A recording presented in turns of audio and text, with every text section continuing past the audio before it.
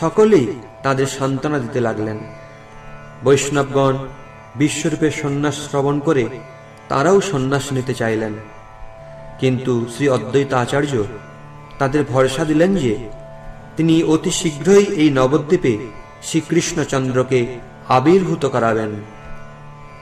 শ্রী গৌর সুন্দরও বড় ভাইয়ের সন্ন্যাসে মূর্ছালীলা প্রদর্শন করলেন। শ্রী নিমাই তার চঞ্চলতা ত্যাগ করে এবার শান্ত হলেন, পড়াশোনায় মনোনিবেশ করলেন।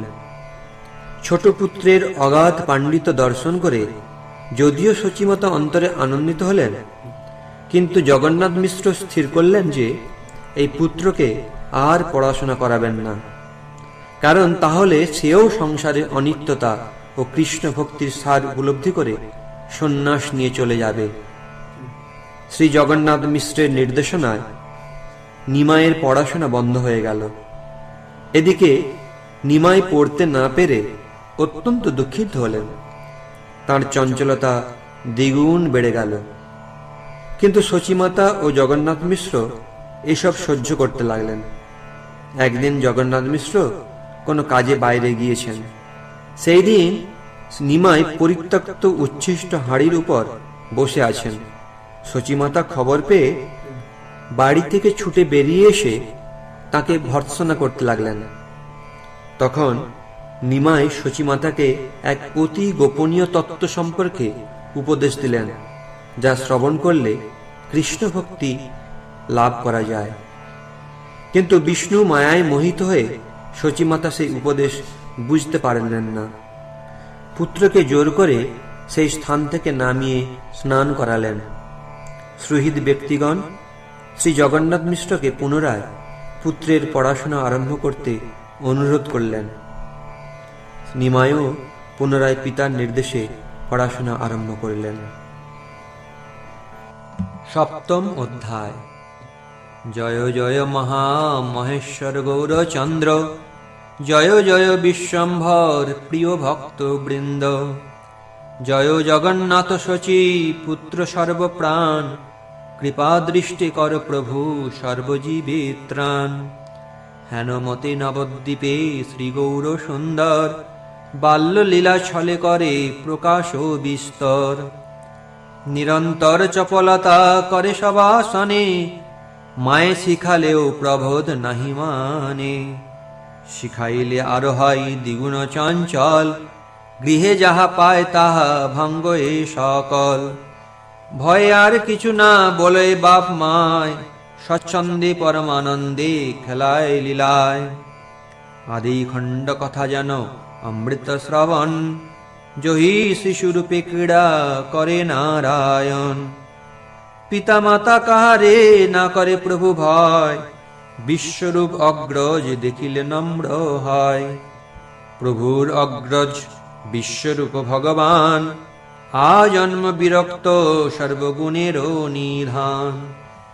সর্বশাস্ত্রে সবে বাখানেন বিষ্ণু ভক্তি, খণ্ডিতে তাহার ব্যাখ্যা নাহি কারো শক্তি।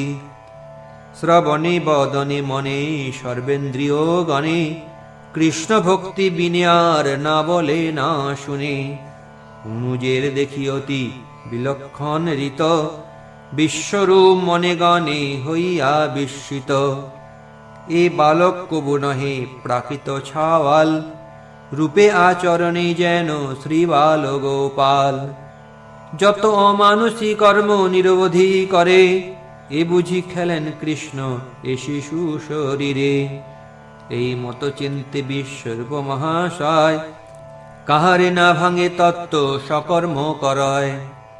নিরবধি থাকে সর্ব বৈষ্ণবেরও সঙ্গে, কৃষ্ণ কথা কৃষ্ণ ভক্তি কৃষ্ণ পূজা রঙ্গে। জগৎ প্রমত্ত ধন পুত্র বিদ্যা রসে, বৈষ্ণব দেখিলে মাত্র সবে উপহাসে। আর্যা তর্যা পড়ে সব বৈষ্ণব দেখিয়া, জ্যোতি সতী তপস্বী যাইবে মরিয়া। তারে বলি সুকৃতি যে দোলা ঘোড়া চড়ে, 10-20 জন যার আগে পাছে রড়ে। এত যে গোসাই ভাবে করহ ক্রন্দন, তবু তো দারিদ্র দুঃখ না হয় খণ্ডন। ঘন ঘন হরি হরি বলি ছাড়ো ডাক, ক্রুদ্ধ হই গোসাই শুনিলে বড় ডাক। এই মতো বলে কৃষ্ণ ভক্তি শূন্য জনে, শুনি মহা দুঃখ পায় ভাগবত গণে। কোথাও না শুনে কেউ কৃষ্ণের কীর্তন, দগ্ধ দেখে সকল সংসার অনুক্ষণ। দুঃখ বড় পায় বিশ্বরূপ ভগবান, না শুনে অভীষ্ট কৃষ্ণ চন্দ্রেরও আখ্যান। গীতা ভাগবত যে যে জনে পা পড়ায়, কৃষ্ণ ভক্তি ব্যাখ্যা কারো না আইসে জিহায়। কুতর্ক ঘুষিয়া সব অধ্যাপক মরে, ভক্তি হেন নাম নাহি জানয়ে সংসারে।